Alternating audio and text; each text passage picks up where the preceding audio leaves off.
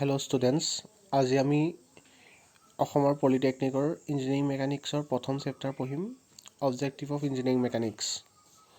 So ইয়াত আমি পঢ়িম ইঞ্জিনিয়াৰিং মেকানিক্স কি হয়, ইঞ্জিনিয়াৰিং মেকানিক্সৰ কি ভাগ থাকে আৰু সেই ভাগসমূহ কি হয়। সো ফাৰ্ষ্ট আহিলে ইঞ্জিনিয়াৰিং মেকানিক্স। ইঞ্জিনিয়াৰিং মেকানিক্স জনাৰ আগতে জানিব লাগিব আমি মেকানিক্স কি হয়। So mechanics is the science concerned with the motion of bodies under the action of force. তো ই কৈছে যে মেকানিক্স এনেকুৱা এটা সায়েন্স হয় য'ত আমি বেলেগ বেলেগ বস্তুৰ গতিৰ বিষয়ে পঢ়িম বা বেলেগ বেলেগ বস্তুৰ মোশনৰ বিষয়ে পঢ়িম due to application of force লগাৰ কাৰণে বেলেগ বেলেগ বস্তু কেইদৰে মুভ কৰিব তাৰ বিষয়ে আমি পঢ়িম মেকানিক্সত। চ' ইঞ্জিনিয়াৰিং মেকানিক্স কি হয়? Engineering mechanics is the branch of science in which it deals with the law and principle of mechanics and their application with engineering problem. So mechanics যদি আমি engineering problem solve কৰিবৰ কাৰণে use কৰোঁ তেতিয়া সেইটো ক'ব engineering mechanics। মানে এটা body under of action of ফ'ৰ্চত কিদৰে মুভ কৰিব তাৰ যোনখিনি প্ৰিন্সিপলছ বা তাৰ যোনখিনি ল সেইখিনি ইউজ কৰি যদি আমি ইঞ্জিনিয়াৰিং প্ৰব্লেম ছল্ভ কৰোঁ তেতিয়া সেইটোক ক'ব engineering mechanics. So engineering mechanics দুটা ভাগত ভাগ কৰা হয়, ষ্টেটিক্স আৰু ডাইনেমিক্স। ডাইনেমিক্স আৰু দুটা ভাগত ভাগ কৰা হয়, কাইনেটিক্স আৰু কাইনেমেটিক্স।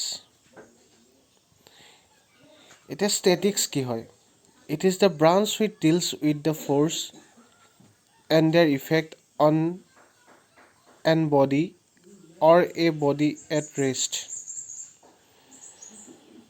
চ' ষ্টেটিক্স এনেকুৱা এটা ব্ৰাঞ্চ হয় যোনটোৱে এটা ৰেষ্টত থকা বডিত ফ'ৰ্চ লগাৰ কাৰণে কি ইফেক্ট হৈছে তাৰ বিষয়ে ষ্টাডি কৰে।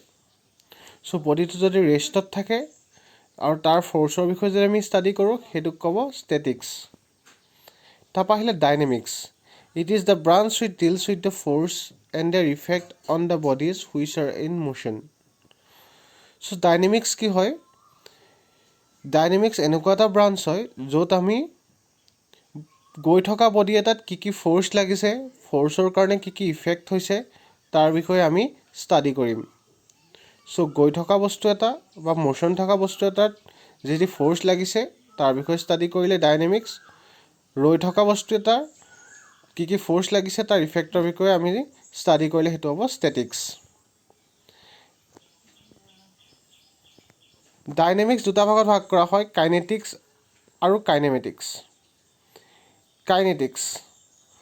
Kinetics is defined as the branch of dynamics which deals with the bodies that are in motion due to the application of force. So kinetics dynamicsৰ এনেকুৱা এটা ব্ৰাঞ্চ হয় য'ত আমি বডিবোৰৰ মোশ্যনৰ বিষয়ে ষ্টাডি কৰিম, ফ'ৰ্চ এপ্লিকেশ্যনৰ কাৰণে যি মোশ্যন হৈছে তাৰ বিষয়ে ষ্টাডি কৰিম। মানে কাইনেটিক্সত আমি ফ'ৰ্চো কনচিডাৰ কৰিম আৰু মোশ্যনটোও কনচিডাৰ কৰিম।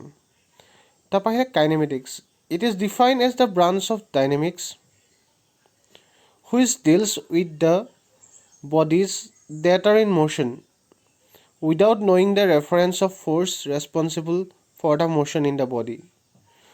So kinematics কি হয়? Kinematics এনেকুৱা এটা ডাইনেমিক্সৰ ব্ৰাঞ্চ হয় য'ত আমি বডিজবোৰৰ মোশ্যনৰ বিষয়ে পঢ়িম কিন্তু যোনটো ফ'ৰ্চে সেই মোশ্যনটো কৰিছে তাৰ বিষয়ে আমি কোনো ষ্টাডি নকৰোঁ বা একো নপঢ়োঁ তাৰ বিষয়ে। চ' ডাইনেমিক্সৰ দুটা ভাগ, কাইনেটিক্স আৰু কাইনেমেটিক্স। কাইনেটিক্সত কি হয়?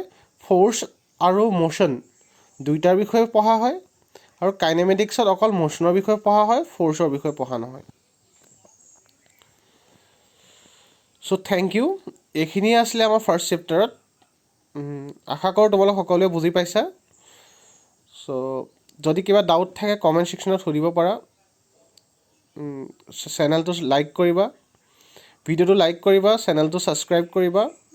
Thank U.